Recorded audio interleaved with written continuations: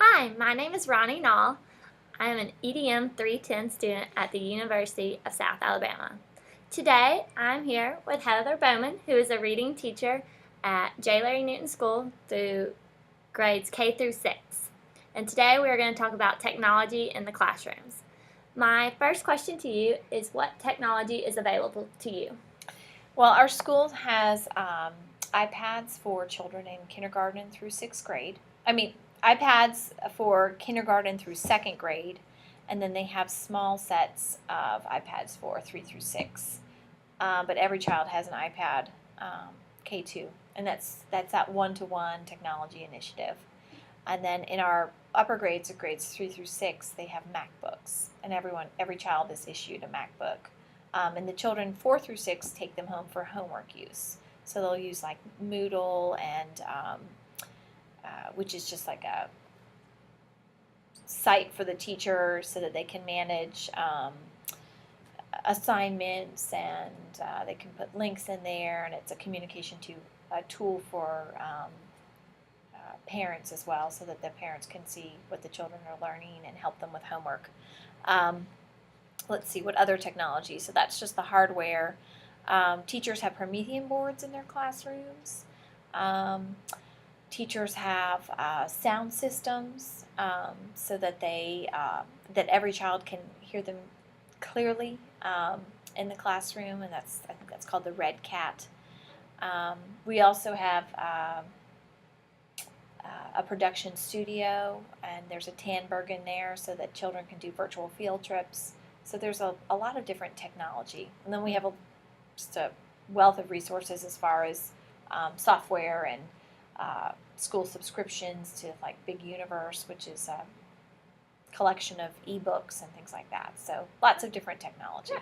Seems like we have a lot nowadays. Yeah. How do you think technology has changed from what we have now to what we used to have?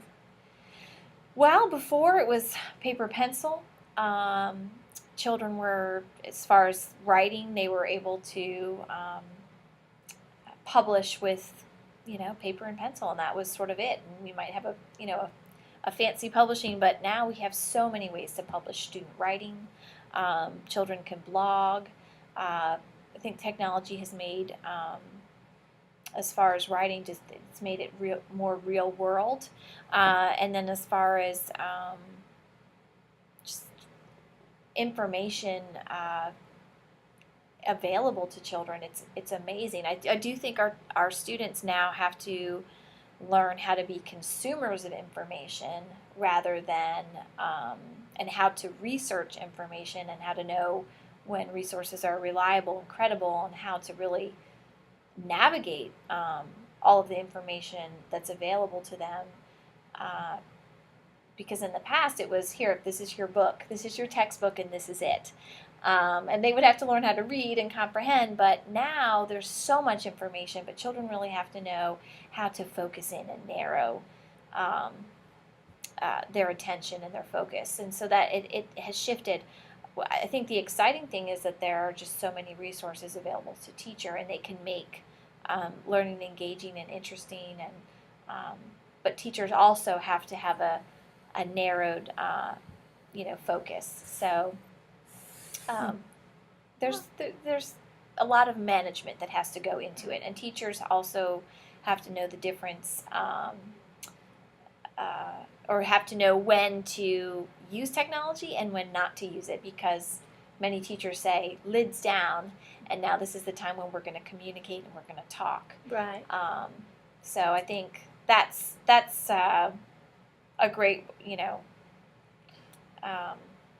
Concept. well, no, I just, blah. My brain went fuzzy. The teachers have to know when to use the technology. Right. Is it going to be for teaching? Is it going to be for student application? Is it going to be for research?